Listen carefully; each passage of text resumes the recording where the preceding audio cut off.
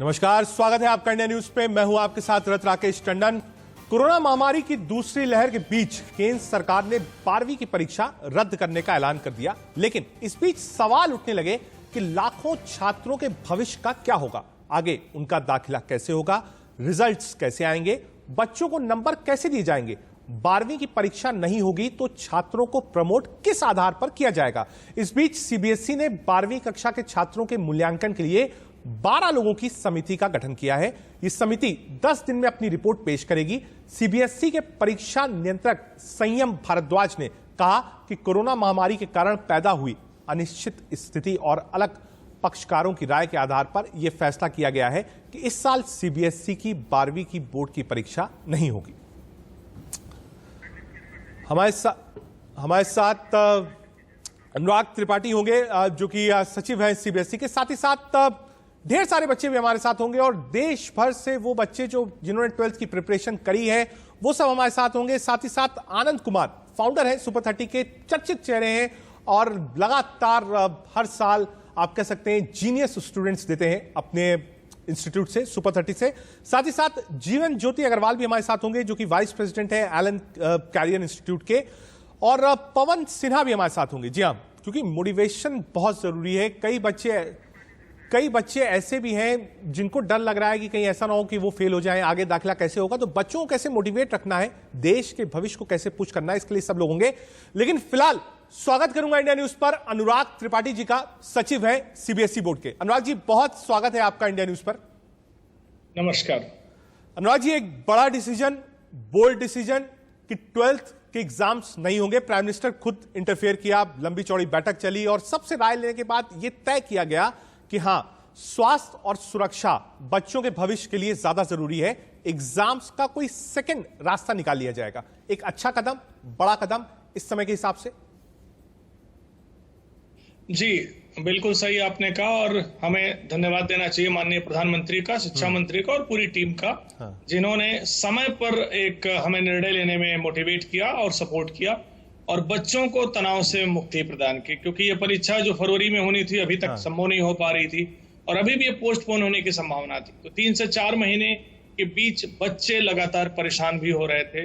12वीं के बच्चे थे, वो खुद भी नहीं समझ पाते थे। हालांकि बच्चों की पूरी तैयारी थी, वो परीक्षा से भाग नहीं रहे थे, लेकिन समय पर नहीं हो पा रही थी और बच्चों की हेल्थ, सेफ्टी, सिक्योरिटी को लेकर के भी एक संकट था। ये निर्णय हुआ और मुझे लगता है कि बहुत सही और उचित निर्णय और बहुत सही समय पर लिया गया है। इसके दोनों फायदे होंगे, बच्चों को भी किसी तरह का कोई खतरा भी नहीं होगा और रिजल्ट भी अब समय पर आएगा। बच्चे फर्दर अपने एडमिशन को लेकर, नए सेशन को लेकर के अब आशंकित नहीं रहेंगे। लेकिन तो कई सवाल है अनुराग जी, कई सवाल है अभिभावकों के, शिक्षकों के और उन छात्र छात्राओं के जिनको ये एग्जाम देना था। अब सुबह शाम केओस ये लगाया जा रहा है कि आखिर 12th का रिपोर्ट कार्ड जो बनेगा कैसे बनेगा। कुछ लोग कह रहे हैं 9, 10th, 11th के आधार पर बनेगा। कुछ लोग कह रहे हैं कि 12th में जो प्री बोर्ड्स आपके हुए हैं, जो 1 साल का असेसमेंट है उसके हिसाब से बनेगा। कुछ लोग कह रहे हैं कि हाई स्कूल और 11th का जो परसेंटेज निकाला जाएगा उसके हिसाब से बनेगा।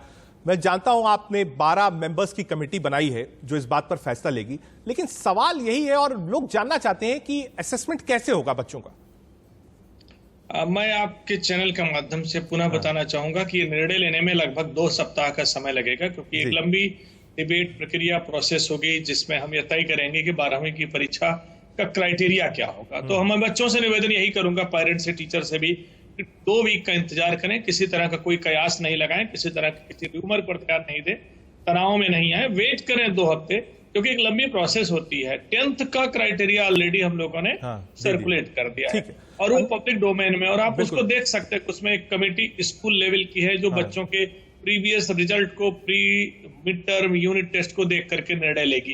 वैसे ही 12वीं का क्या क्राइटेरिया होगा, उसमें 2 हफ्ते का समय लगेगा। कमेटी 12 मेंबर की बना दी गई है जिसमें हर सेक्टर के लोग शामिल हैं, हायर एजुकेशन से लेकर के हर जगह के लोग उसमें जुड़े हुए हैं। वो कमेटी अपना क्राइटेरिया तय करके हमारी अनुराग जी इस पे नजर रहेगी और जिस दिन ये फाइनलाइज होगा उम्मीद करेंगे उस दिन भी आपसे बातचीत हो। लेकिन अनुराग जी, एक बड़ी समस्या है जो शिक्षा संस्थाओं से जुड़े हुए हैं, जो मेरिटोरियस स्टूडेंट्स हैं। 2-3 मूलभूत सवाल हैं, मैं बिल्कुल नहीं आपसे पूछूंगा, तो 12 लोगों की कमेटी है। जब वो कमेटी सुझाव आपको देंगी, आप सार्वजनिक करेंगे। मैं बिल्कुल उस पर नहीं जाऊंगा कि उस कमेटी में क्या होगा क्या नहीं होगा, वो 12 लोग डिसाइड करेंगे, तब आप पब्लिक डोमेन में लाएंगे। 2-3 जो बुनियादी सवाल है ये है, मान लीजिए 1 साल के असेसमेंट पे आप दे रहे हैं, अमूमन 30-35% बच्चे ऐसे होते हैं जो साल भर ज्यादा पढ़ाई नहीं करते हैं। वो पढ़ाई करते हैं एग्जाम से ठीक पहले, या मान लीजिए कोविड की किसी को समस्या रही हो, या माता पिता कोविड से ग्रसित हो, या परिवार में और कोई आदमी ग्रसित हो इस साल के भीतर में, और जो उनके पहले के एग्जाम्स थे वो बहुत अच्छे रिजल्ट्स शो नहीं करते हैं। और 30 से 40% क्लास में ऐसे बच्चे होते हैं जो ठीक एग्जाम से 15 दिन पहले मेहनत करते हैं और नंबर्स ले आते हैं। उनकी शंका है कि अगर उनको पिछले असेसमेंट के हिसाब से दिया जाएगा तो शायद न्याय नहीं होगा। अनुराग जी, देखिए, जो क्राइटेरिया होगा उसका प्लेटफॉर्म बहुत बड़ा होगा, बहुत व्यापक होगा। आप 10th के क्राइटेरिया को देखें तो उसमें pre board, mid term, unit test, previous performance, even school के लास्ट 3 ईयर के रिजल्ट को भी देखने की बात की गई। तो मेरे कहने का मतलब है कि किसी बच्चे की अगर एक टेस्ट की परफॉर्मेंस डाउन होगी तो कोई ना कोई एक परफॉर्मेंस उसकी अच्छी भी होगी। और ये कमेटी को अथॉरिटी दी गई है कि जो भी बच्चों के भविष्य के लिए बेहतर होगा, जो उसकी बेस्ट परफॉर्मेंस होगी, जो उसके लिए ठीक होगा, उस पर ज्यादा ध्यान दिया जाए। तो मुझे नहीं लगता कि किसी बच्चे के सारे टेस्ट खराब हुए होंगे, क्योंकि वर्ष भर उस बच्चे ने पढ़ाई की है। तो इसलिए वो क्राइटेरिया जो 10वीं का है वो बिल्कुल फुल प्रूफ है। ठीक है, 12वीं का जो क्राइटेरिया बनेगा उस पर भी हम इन चीजों का ध्यान रखेंगे। और हमें भी मालूम है, एज ए बोर्ड रिप्रेजेंटेटिव हमें मालूम है कि कई बार बच्चे बोर्ड एग्जाम की तैयारी 2-3 महीने ज्यादा मेहनत से करते हैं। उसके पहले के जो मिड टर्म यूनिट टेस्ट होते हैं उनमें थोड़ा सा कम ध्यान देते हैं। ये हमारी जानकारी में है, इसलिए जब भी जो भी फाइनल निर्णय लिया जाएगा, क्राइटेरिया देखा जाएगा, इन सब चीजों का उचित ध्यान रखें। ठीक है अनुराग जी, ये बात हो गई उन 35% बच्चों की जो एवरेज स्टूडेंट्स होते हैं क्लास के अंदर। अनुराग जी, 50 के बैच में, 55 के बैच में 5 से 7% मेरिट वाले भी बच्चे होते हैं, जो जिनकी अपेक्षा होती है कि वो 98, 99, 98.7 मेरिटोरियस स्टूडेंट्स जिसको कहा जाता है, जिन जो पढ़ाई करते ही हैं कि उनको 99, 98, 99.5 मतलब उनको टॉप करना है, ऑल इंडिया टॉप करना है। वो लोग भी ये सोच रहे हैं कि कहीं ऐसा ना हो कि जो व्यक्ति 90% वाला छात्र हो उसका कंपैरिजन 97 और 98 के साथ हो जाए। या अनुमान लगाइए कि प्री बोर्ड्स में कुछ बच्चे, 10 बच्चे ऐसे क्लास में जो 92 से 95% पाए हैं, और 5 से 6 बच्चे ऐसे हैं जो 97, 98 पाए। उन लोगों को लग रहा है कि भाई जब आप क्लोज और एवरेज लेके आपने खुद का प्लेटफॉर्म बड़ा होगा तो उन लोगों को लग रहा है कि यार हम तो फर्स्ट आना चाहते थे ऑल इंडिया, लेकिन अब अगर इस तरीके से बनेगा तो मैं फर्स्ट तो नहीं आ सकता हूं। हां, मेरे साथ 95 वाला भी 99 के साथ खड़ा हो जाएगा। देखिए, ये सारे के सारे कयास हैं, और इसलिए मैं यही कहूंगा कि बेहतर होगा कि हम अपनी परफॉर्मेंस पर ध्यान दें। जो हमारी वर्ष भर की परफॉर्मेंस है, हमें उसका उचित प्रमाण और उसका उचित नंबर मिलना चाहिए। तो सीबीएसई इस चीज का ध्यान रखेगा कि जिस बच्चे ने वर्ष भर मेहनत की है और सारी चीजों में अच्छी परफॉर्मेंस दी है, वो अपने फाइनल रिजल्ट जो भी निकलेगा उसके बेस्ट के आसपास रहेगा।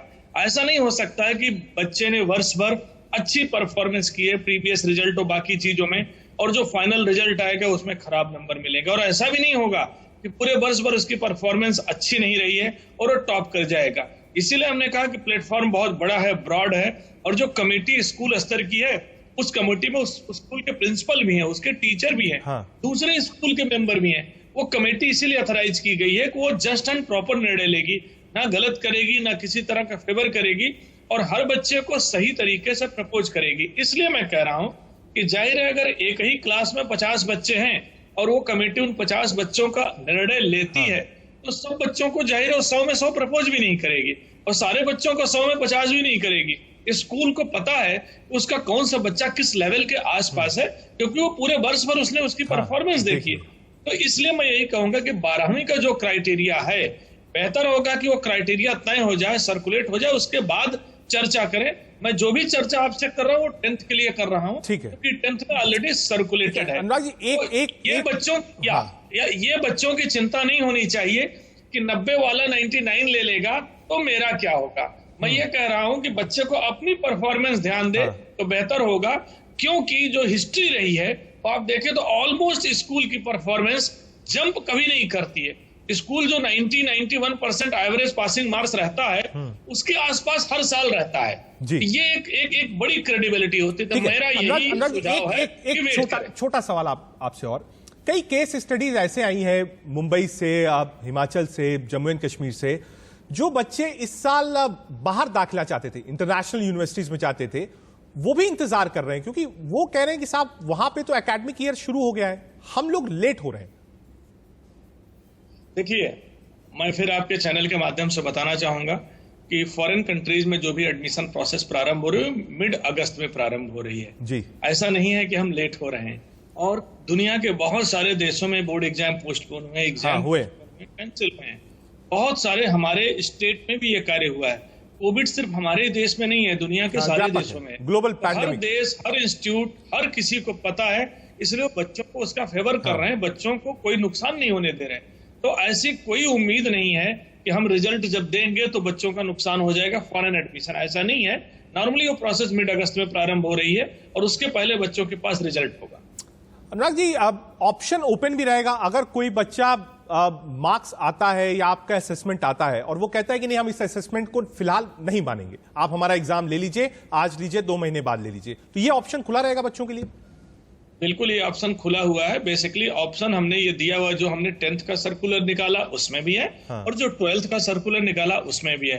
इन केस कोई बच्चा हमारे बोर्ड रिजल्ट से डिससेटिस्फाई होता है, असंतुष्ट होता है और वो चाहता है कि उसको एक अवसर मिले, तो अवसर सीबीएसई बोर्ड उसको अवश्य देगा, सर्कुलर में कहा गया है। लेकिन वो तभी मिलेगा जब कोविड की सिचुएशन नॉर्मल होगी, कोई खतरा नहीं होगा, बच्चों के स्वास्थ्य सिक्योरिटी को लेकर के किसी तरह का कोई ऐसा इशू नहीं आएगा, और जब हमें बाकी मिनिस्ट्रीज और सब जगह से एनओसी मिलेगी, हाँ। तो बिल्कुल अवसर हम देंगे, लेकिन उसके लिए वेट करना होगा, जब स्थितियां नॉर्मल होगी तभी कर पाएंगे। ठीक है, एक आखिरी सवाल अनुराग जी आपसे, कई स्टेट बोर्ड्स हैं जो आपके फॉर्मूले को समझना चाहते हैं और इंतजार कर रहे हैं कि जब आपका फॉर्मूला आ जाएगा तब वो स्टेट बोर्ड्स का फैसला लेंगे। कई ऐसे स्टेट्स हैं जिनकी निगाह सीबीएसई के इस फॉर्मूले पर है। जी देखिए, मैं फिर यही कहूंगा कि सीबीएसई का जब निर्णय आया है और हम लोगों ने कैंसिल किया, उसके बाद बहुत सारे स्टेट ने कैंसिल। सीबीएसई एक लीडिंग बोर्ड है, एक क्रेडिबल बोर्ड है, एक इंटरनेशनल बोर्ड है, हाँ। और बहुत सारी चीजें हमारे दूसरे बोर्ड भी फॉलो करते हैं। अच्छी बात है ये, हाँ। कि कोई भी चीज कहीं भी बेस्ट प्रैक्टिसेज है तो उसको लोग इमीडिएटली अपनाते हैं। तो निस्संदेह जब हम अपना क्राइटेरिया सर्कुलेट करेंगे तो वो बोर्ड भी उसको देख सकते हैं और हम उनसे शेयर जरूर कर देंगे, ऐसा कोई इशू नहीं। 10th का ऑलरेडी सर्कुलेटेड है, 12th का जब भी सर्कुलेट हम करेंगे, अगर स्टेट जानना चाहेंगे तो उनको अवश्य शेयर करेंगे। ठीक है अनुराग जी, 30 सेकंड में अगर कुछ अपील, कोई मैसेज सीबीएसई की तरफ से आप बच्चों को देना चाहें जो 12th की प्रिपरेशन साल भर से कर रहे थे, कोई मैसेज बच्चों के लिए? देखिए, मेरा मैसेज सिर्फ यही है कि ये जीवन की अंतिम परीक्षा नहीं है। परीक्षाएं होती रहती हैं, नंबर मिलते रहते हैं। जो भी नंबर आता है 100 में 100, 100 में 99, या परीक्षा के रिजल्ट के 4-5 दिनों के बाद हम भूल जाते हैं। हमें से किसी को भी नहीं याद होगा कि हमने 11th के मिड टर्म में कितना नंबर पाया था, 10th के साइंस में कितने मार्क्स थे, क्योंकि ये 4-5 दिन 10 दिन एक ग्लोरी रहती है, उसके बाद जीवन की फाइट शुरू होती है। तो मैं बच्चों को यही संदेश दूंगा कि ज्यादा महत्वपूर्ण है स्किल को डेवलप करना, कॉम्पिटेंसी को डेवलप करना, और महत्वपूर्ण स्किल्स में आपकी कम्युनिकेशन स्किल है, आपकी प्रॉब्लम सॉल्विंग है, आपकी क्रिएटिविटी है, आपकी कोलैबोरेटिव नेचर है, आपकी जो है लीडरशिप है, आपकी सोशल स्किल्स हैं। These are the important skills. अगर आप इसमें मास्टर रहेंगे, इसकी प्रैक्टिस करेंगे, तो आप जीवन में ज्यादा सफल होंगे। 100 में 100 लाने के बाद भी अगर स्किल्स नहीं होंगी तो शायद आप अपनी ऊंचाइयों को टच नहीं कर पाएंगे। ये समय ऐसा है जब हमें नंबरों से ज्यादा अपनी स्किल्स को तराशना है और ध्यान देना है, क्योंकि वही स्किल जीवन में भी खुशी लाएंगी और आपको टॉप तक भी पहुंचाएंगी। और वो स्किल प्राप्त करने का तरीका वर्ष भर अपने टीचर, स्कूल, पेरेंट्स, सोसाइटी में इन्वॉल्व रखना है। मीन्स आप सोशल एक्टिविटीज करें, आप स्पोर्ट्स एक्टिविटीज पार्टिसिपेट करें, आप आर्ट्स की जितनी भी एक्टिविटीज है उसमें परफॉर्मेंस लें, आप अपने दोस्तों के साथ, अपनी टीम वर्क के साथ काम करें, आप सोशल कंसर्न रखें, इन्वायरमेंटल कंसर्न रखें, जितनी देश और दुनिया की चीजें हैं उनमें एक्सपीरियंशियल लर्निंग लें। आपको भी बेनिफिट होगा, समाज को भी फायदा मिलेगा, और नो डाउट आप सक्सेसफुल होंगे। बिल्कुल, आपने मंत्र दिया है और ये शायद सीबीएसई या क्लास 12 का मंत्र नहीं है, ये जीवन का मंत्र आपने दिया है। अनुराग त्रिपाठी, बहुत शुक्रिया हमसे जुड़ने के लिए, अपना कीमती वक्त आपने दिया और बताया, और सबसे बड़ी बात बताई